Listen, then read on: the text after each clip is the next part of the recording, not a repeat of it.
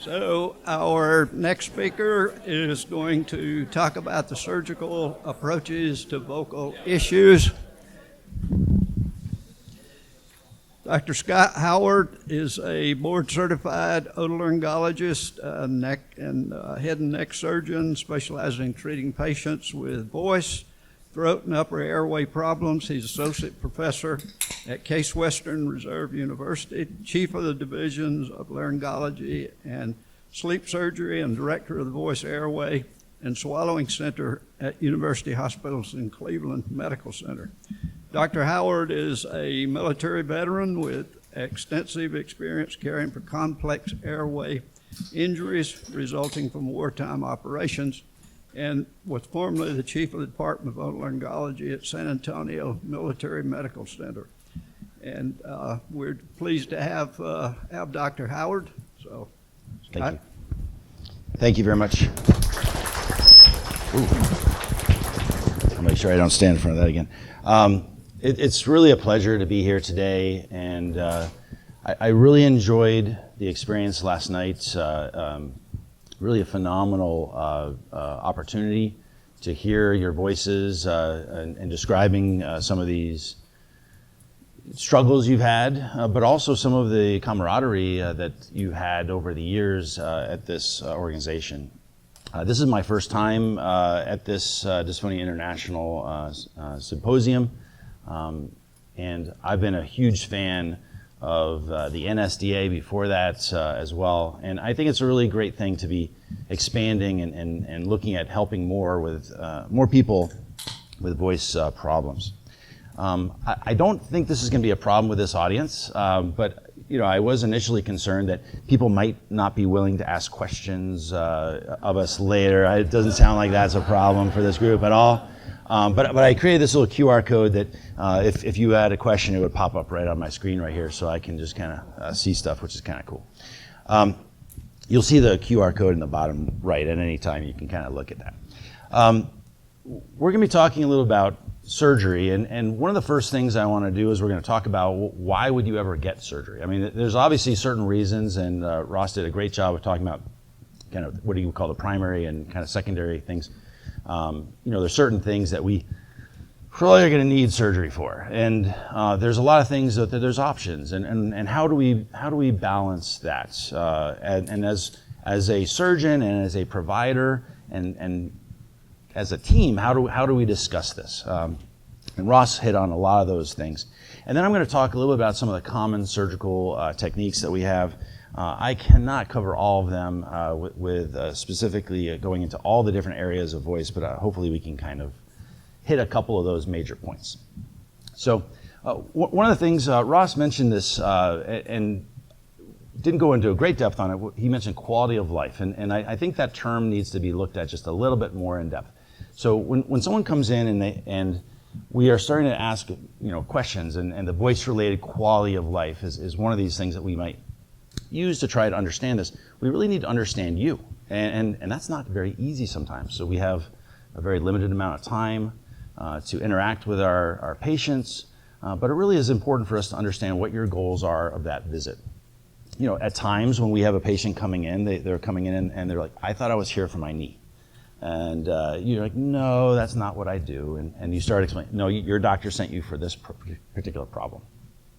We do have patients that will come in and like Ross said, want to know that they just don't have a cancer. And even though their voice quality may not be where we would want our voice quality, we really need to understand what their desires are and understand how it is impacting them, and really tailor our care plan to that. We need to make sure that the patient knows their options, though. So sometimes when a patient comes in and says, I really don't care that much, I still think it's important for us as providers to say, I understand it's not important to you, but this is what we can offer. And oftentimes that might be my speech and language pathologist sitting with them and talking about some very easy things to do.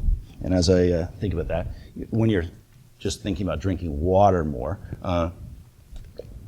that can actually help with your voice. So even simple things that your speech pathologist can do to help that individual is worthwhile. And I think it's important for us as providers to make the effort even if they don't feel that it's that important to kind of lean forward and say, there are some things that we could do, very minimally invasive in the office, but there's also surgical techniques that we can offer that might be really valuable to you once you know what the risks and balances are. Now, the risks and benefits of that procedure is really something that only a surgeon who does those types of procedures can really describe.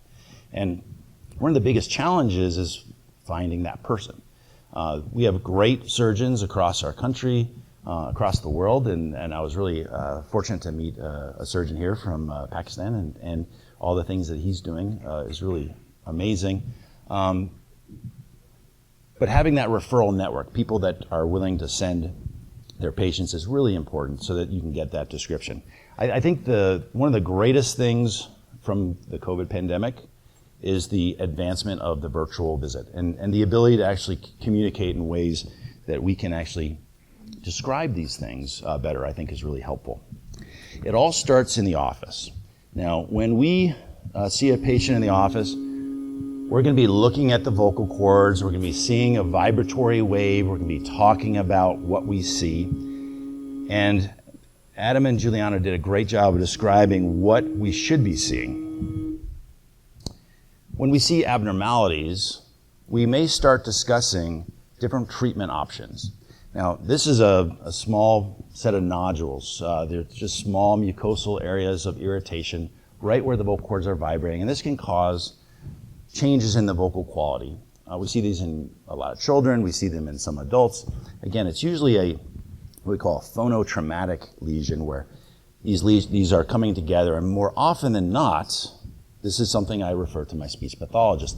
She's always there with me, and I say, Lex, what do you got? Let's see how this works out. Now, sometimes we do discuss surgery in these cases. It's pretty rare, but an example, I had this young man, he was probably about 12. He was getting ready for a bar mitzvah, and he was not able to sing. He couldn't do all the work he needed to do. And he was an excellent patient. The speech pathologist that was working with me before said he was excellent. Lex said he was excellent. He was doing everything right, but just could not break through. We ended up doing a small surgery, removing some of the epithelial, the very surface areas, let him heal. He did a phenomenal job with all the healing stuff that we had to do, and did wonderfully well. So rarely do we do surgery for these, but that is a dialogue that we have, is sometimes a surgery might be warranted in some cases. And we will do that knowing that we're going to be talking, like Ross said, kind of the patient is the center of that discussion. When would we kind of tip the scales towards something like that? These types of lesions, we might tip the scale a little sooner maybe. It depends, again, on how much the voice is impacting them, what they've been able to do with voice therapy. Sometimes patients will come in and I'll talk to my speech pathologist and she'll go, nope, no more voice therapy for this one. They can't do that. It's not in their nature to do the things that the speech pathologist requires of them. And in those cases we say, it seems like the voice therapy is not being effective for you, Mr. and Mrs. Patient. Would you like to consider something else? And these are the options. So sometimes we're going to move towards a surgical procedure, even though sometimes this can be done in the office. Dr. Rubin kind of showed some laser procedures that you can do. These can sometimes be impacted right in the office. Sometimes these little lesions here, we can do voice therapy and they can avoid bleeding and this little vascular ectasia that's going to cause problems. But sometimes it keeps on recurring and causing problems. And literally like a couple of seconds in the operating room or in the office, we can laser that little blood vessel and fix a problem that is becoming recurrent for a patient. And Dr. Rubin showed a very nice interquartal cyst earlier. And these can be effectively treated by individuals who have all the right tools. And Dr. Rubin was very appropriate to show some of those tools. These tools are really cool. And I think that's really what makes us able to do what we do. This item down on the lower right here, this is a laryngoscope. We have these long instruments, they're about this long, and we are able to reach through this long tube under a microscope and remove these little lesions. And if you look here, I mean, that lesion, this little right angle forceps, let me see if I can put my thing in. This is 4 millimeters, okay, like 1/4 of an inch. This is the same thing. Look under the microscope. So you can see how small this lesion is. So we're using very tiny little instruments going through the mouth, able to remove these things. This is an interesting one. This is actually a little mucosal bridge. They also have a sulcus on the other side. Sulcus is kind of a scar band. And what we're going to do here is we're going to actually place a pair of scissors across this scar band. We're going to remove some of the mucosa and actually some of the pliable tissue that kind of got trapped underneath this bridge or inside this bridge. So we're going to remove that, and we're going to create a better vibratory surface for that vocal cord.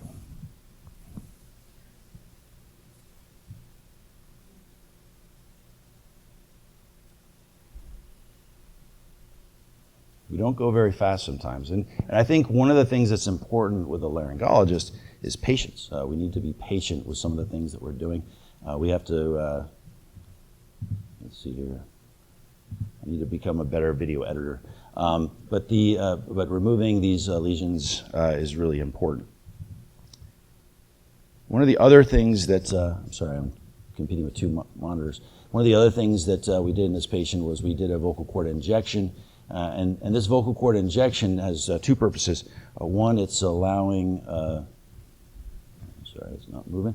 It allows that new vibratory surface to move in more towards the middle. And this patient had a significant improvement in their quality of life as far as their voice handicap. So when we have these mucosal lesions on the vocal cord, we do a variety of different procedures, and this just shows one of these things. We call it a microlaryngoscopy. All right, so the next topic I was going to talk about was vocal cord paralysis. So another area that we sometimes will use injections to actually help our patients is in vocal cord paralysis. Typically, these patients, as described by Adam earlier, have a breathy quality to their voice. Sound like this or that.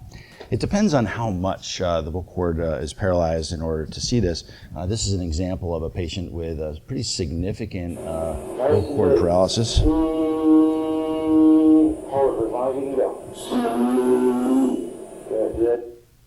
Oops.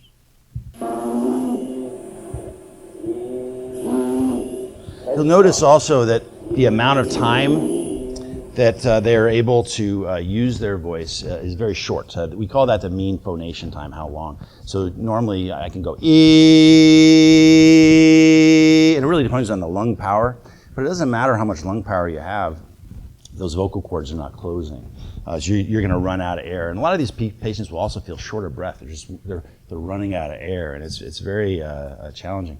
We have a number of things we can do in the office. We do injections in the office, but we also can do these injections in the OR. And some patients don't tolerate it in the office, although that's fairly rare. About 80 to 90% of our patients will do it in the office. We have a ton of different types of injectables that we can do to include your own fat. We can actually harvest fat and put it into the vocal cord. One of the things we do for a more permanent, long-lasting result is called a type 1 thyroplasty. And this was initially described by Dr. Ashiki, and he described a number of other ones where we open the vocal cords, and we'll talk about that in a few minutes, shortening and lengthening in the airway.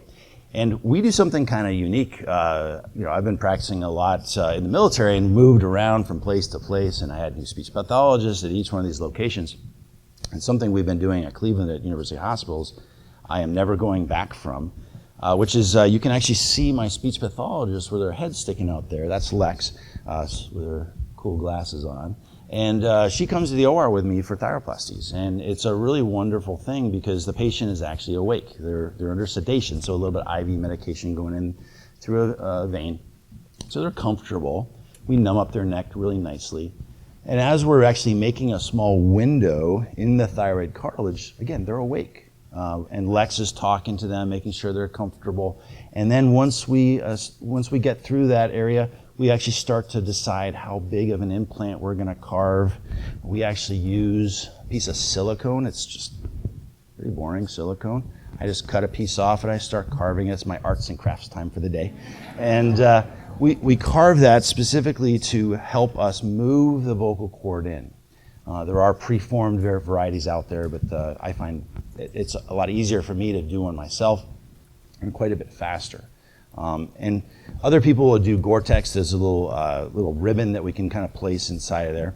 And we can see in this patient here, this is a patient who basically has a lot of atrophy, particularly on the right vocal cord. And one of the things that I should point out is when we're looking at the vocal cords in this direction, on the left-hand side is the right vocal cord, because the way we look at the larynx. But there's a lot of atrophy in how the vocal cord is coming together. This is after. So you can hear that mean phonation time significantly better.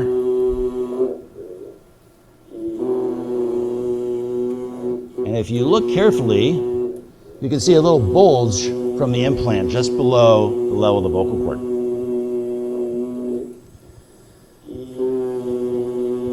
So that patient had significant improvement in their vocal quality of life, and they felt much better about their day-to-day activities. Particularly, were not withdrawing. They weren't kind of not talking in conversations, particularly in noisy environments. That's where we find a lot of our patients with vocal cord paralysis really struggle when they have to try to project their voice.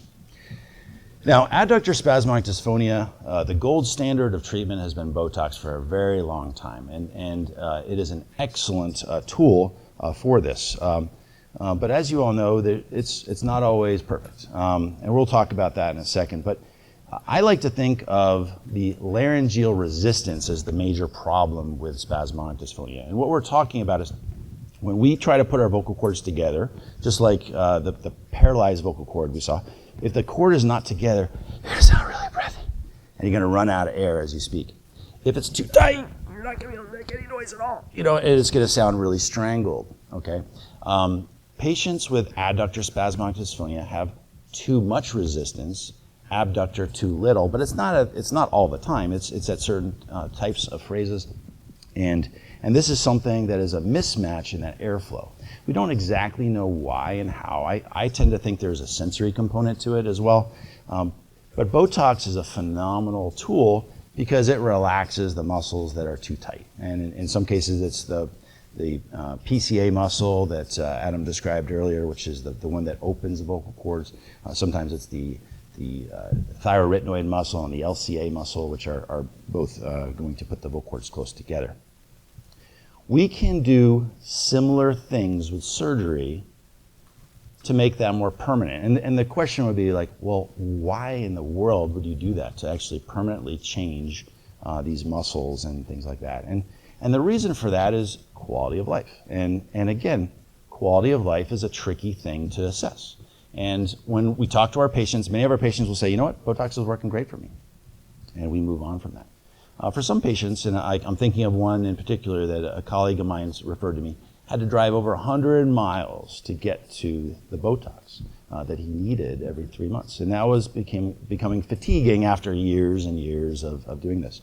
The other thing that is quite challenging with Botox, besides driving and getting in to do this, is that there's ups and downs. And typically what we see is that there's a breathy characteristic of the voice for the first couple of days, weeks. And that varies quite a bit from Botox injection to Botox injection, provider to provider. And that's challenging to deal with. There's also at the tail end, at the end of those 3 months, or maybe longer, I heard a number of people were getting much longer duration of Botox, which is phenomenal. But that tail end, oftentimes you're going to be feeling some symptoms. And now you got to deal with a scheduler. Okay, I got to get scheduled again, and there's time that goes with that. So that can be a challenge as well. So sometimes we'll talk about surgical procedures, and I actually have a video, and I made sure Charlie said it was okay to show, but if you guys wish to avert your eyes to some things, there's actually less than a teaspoon of blood just typically when we do these types of surgeries. But this is something called an adductor spasmodic dysphonia surgery that we do call a SLAD-R. This was really invented by Dr. Gerald Burke, who I did my fellowship with. So I did a 2-year fellowship with him and did a lot of these procedures. I've done a lot in the interim since then, but we're going to show some of the video here. We do this completely asleep, so the patient is not sedated like the Thyroplasty. They're completely asleep, and we actually put a nerve integrity monitor tube in. It's a special tube that allows us to test the nerve while we're doing the procedure. We actually go in and do a number of different things for this. Let me kind of move along a little bit. This is the incision. This is actually the goriest part of the whole thing, I think. So we make a small incision. It's not a very wide incision. It's probably about this big. But some patients don't want an incision on their neck. And certainly that's a reason why some patients say, no, thank you. We will then identify a nerve in the neck. It's a looped nerve called the Ansacervicalis. It's a really cool, oops, I didn't mean to do that. It's a looped nerve, and it allows us to, let's go back a little bit. Sorry. There's the looped nerve there, so we can see that nerve there. And we take the front half of that nerve. And I'll go back just so you can see it. So this is the nerve right here that we're looking at. So that's the Ansacervicalis. I usually put a loop of suture around it to help me kind of move it across these other muscles called the strap muscles.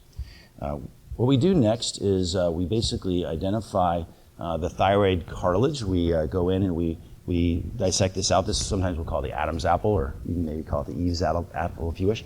But we will, this is a male patient, but we remove some of the muscles that are attaching there, and we create a small trap door or a window in the bottom of the thyroid cartilage.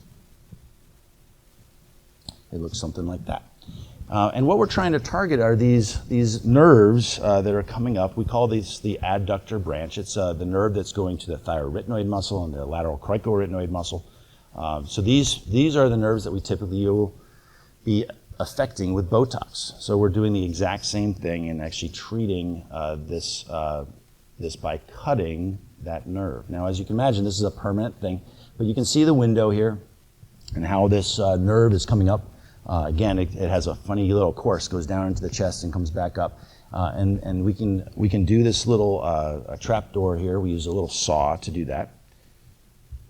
I'll probably push ahead. I don't know if you all want to see the saw, but we make a small trap door. You're probably glad that you're not awake for that part, but it's actually not a terribly uncomfortable thing, even if you were awake. Now, once we have this trap door open, we basically are going to identify this nerve, and we're going to bring in a number of micro instruments. So we're under high power magnification. We look at this nerve, and I'm going to actually go to the later one because it's a much better picture. But we actually sew in that Ansacervicalis into that nerve. And that has two purposes. One, it basically prevents reinnervation by the nerve that's been causing problems. And it also helps provide some tone, okay, some ability for the muscles to have a little bit of tension on them, which we also do for patients with paralysis sometimes. So in patients who have paralysis, we can actually take the entire trunk of the nerve and actually sew it in. That's a reinnervation procedure. So it's like basically the identical procedure, although at a different location. So let's see if I can get to the point where I'm sewing the nerve together. So when we sew the nerve together, we basically have, this is us cutting the nerve and coming out.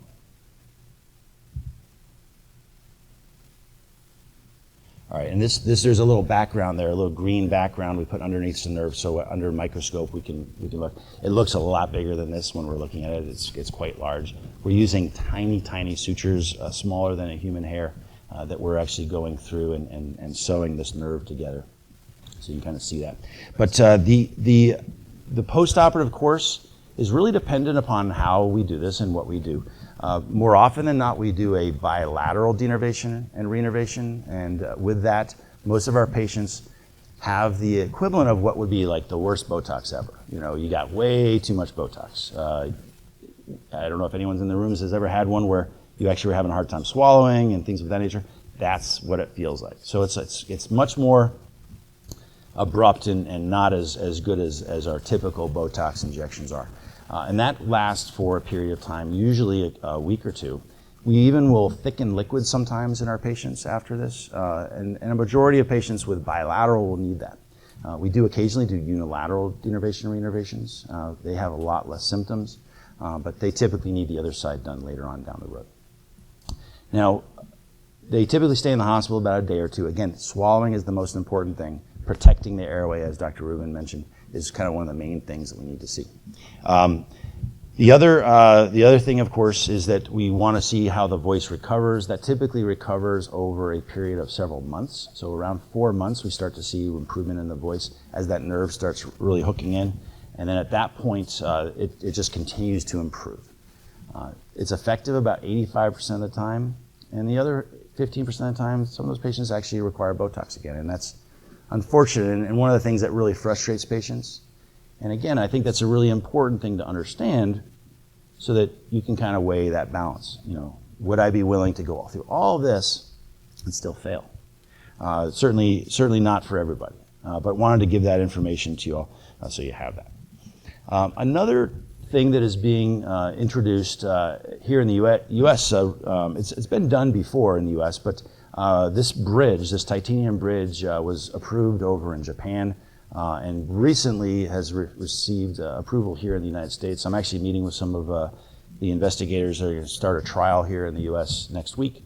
And this new bridge has some potential to widen the airway. This is, again, that type 2 thyroplasty where we're kind of spreading the vocal cords. Perhaps might have some benefit. Might have benefit with other conditions as well, like severe muscle tension. But certainly something that hasn't been as well studied in the U.S., but more so in Japan. The thyroid myectomy is basically removing some of that muscle. So instead of going in and cutting out or cutting the nerve and re-innervating it like we do with the SLAD-R, this procedure actually removes a bunch of the muscle that's causing the problem. So, you know, I like to think of both of these procedures, all of these procedures really, as sledgehammers for a very delicate type of a problem. But that's what we have available to us. Now, the myomectomy is done, everything's through the mouth. And this is an approach that most laryngologists are very well trained at, is going in and removing part of the false vocal cord to do cancer resections and going in and identifying these muscles and removing them. There are some techniques that will actually go and actually try to identify the nerve itself that's going, the adductor branch, and cauterizing that. So there's different types of results. Certainly there are a lot of data out there that we would discuss if we were ever consulting about this. One of the things that's really challenging is we're not randomizing patients. You know, I'm not going to take this whole group and say, okay, you're going to get this, you're going to get that, you're going to get this, and just of a roll of the dice. We're not really assessing very well the pre and the post. We just haven't been that good of scientists to really do that as well as I think we need to really determine what the impact of this is. But we do have patients that do exceedingly well with some of these procedures when we balance the risks and benefits, we understand the quality of life issues that they have, and we address all of those. Now, another type of surgery, and again, this is one of those things where sometimes we have to, not just say, are we going to do something? Some patients will elect to do nothing. That's relatively rare when you have a laryngeal cancer, but more often than not, when you have a laryngeal cancer, we're going to do something, and that might mean radiation for some, and it might mean doing a laser surgery or an open laryngeal surgery for others. In this case, this patient wanted to do a laser surgery, which we did together, and this was really helpful for this individual because they were pretty young. They were actually younger than me, and they have a long life ahead of them, and radiation has long-lasting changes. So we did a laser procedure for this individual, and you can see in this video here, very loud. Voice quality is a little breathy. You can hear the characteristics of the voice being changed by this mass. Oops, sorry. And then this next one is after the laser chordectomy. Excuse me. Oh. How do I do this without? Click somewhere. There you go. Thank you, Adam. Now, one of the things that's interesting about the one on the right, we're now talking about surgery again, believe it or not. Now, why would we do another surgery? He looks great, actually. No recurrence. He's over 2 years out from his initial resection. But now we're talking about, let's maybe think about some voice rehabilitation. And there's some fat transplant type procedures. One that was really popularized by Dr. Seth Daly out in Wisconsin that I'm considering called a CTEP. There's fat injections, again, different types of things that we can do to help them with their voice. Right now, he's happy. He doesn't feel like his voice needs to be any better than it is. It's great for what he does. So that quality of life thing is currently like this. And we always talk about it every time I see him. I see him every few months, every 6 months or so to kind of look. And if he ever decides that he wants something, we can certainly do that. In conclusion, surgery is not for everyone, particularly for these types of things that are not life-threatening, not something that can't be handled by other types of techniques.